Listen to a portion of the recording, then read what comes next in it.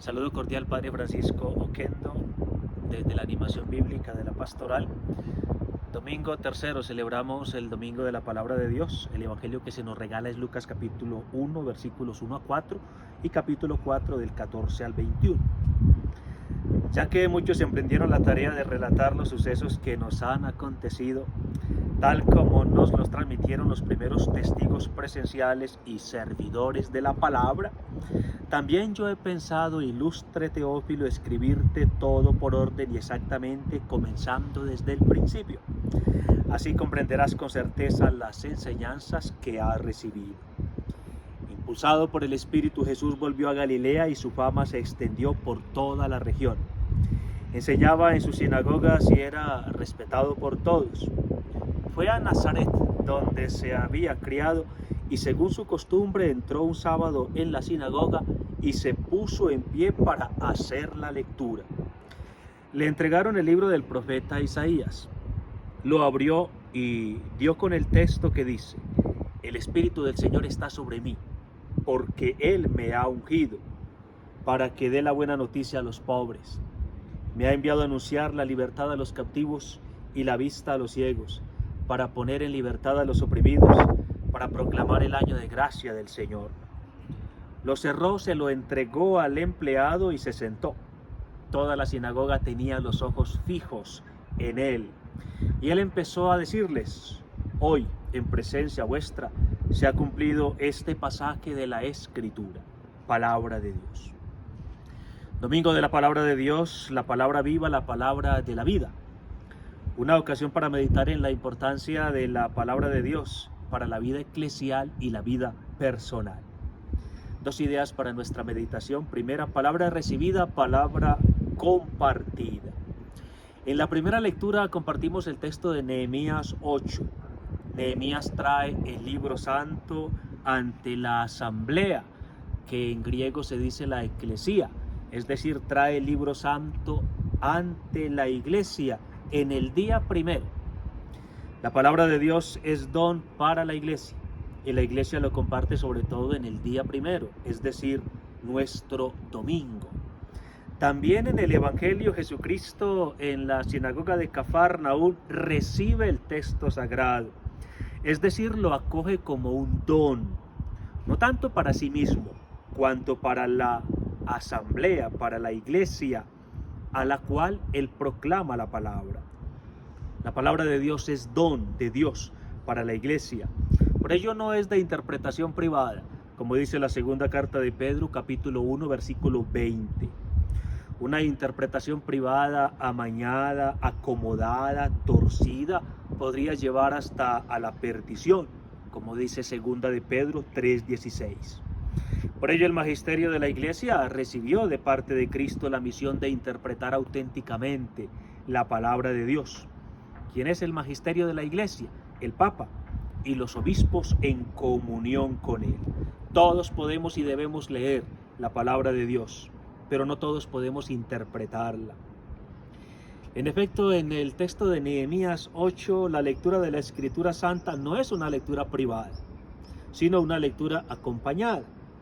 Allí está el sacerdote Esdras y están los levitas guiando, orientando, interpretando la lectura de la palabra santa. Nehemías 8:8.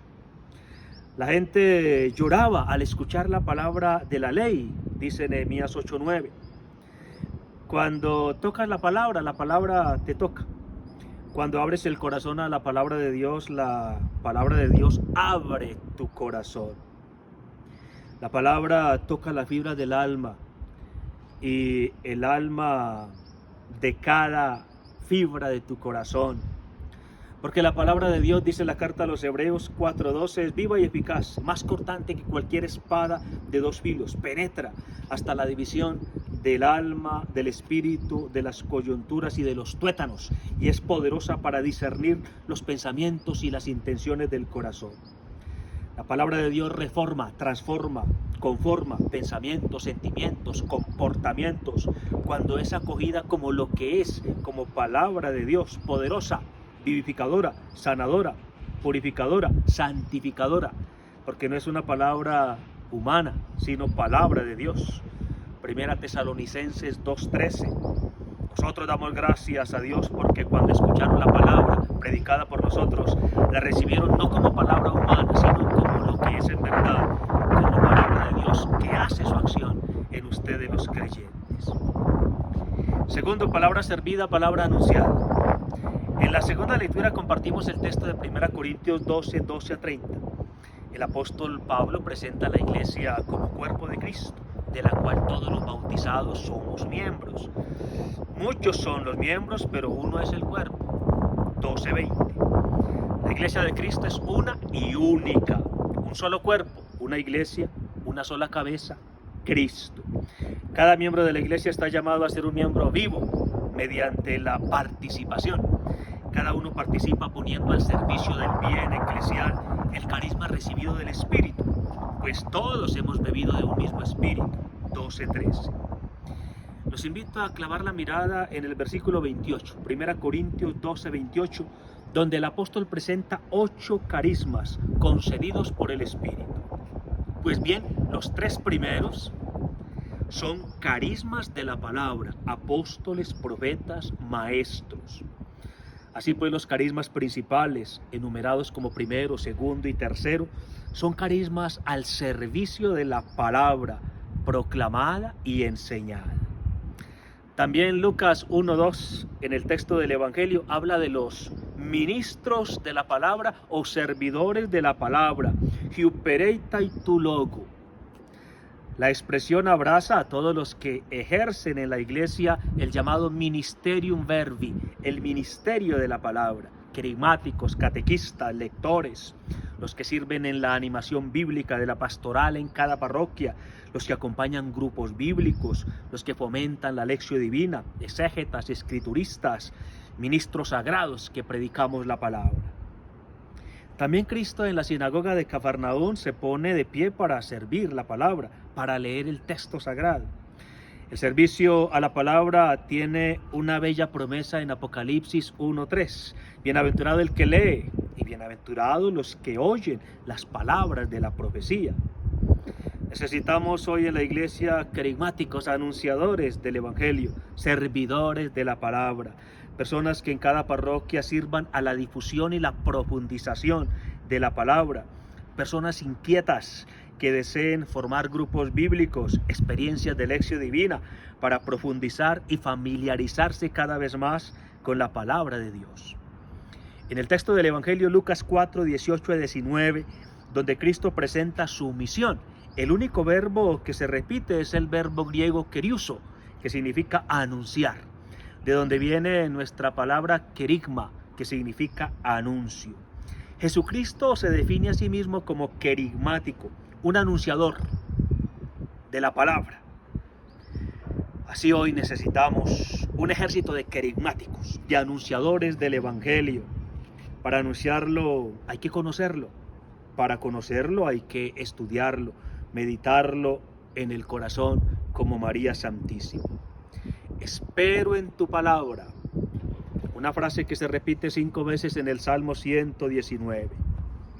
Y es el lema de este domingo de la palabra de Dios, porque en el año de la esperanza se nos recuerda que nosotros esperamos en la palabra de Dios y que la palabra es fuente y alimento de nuestra esperanza.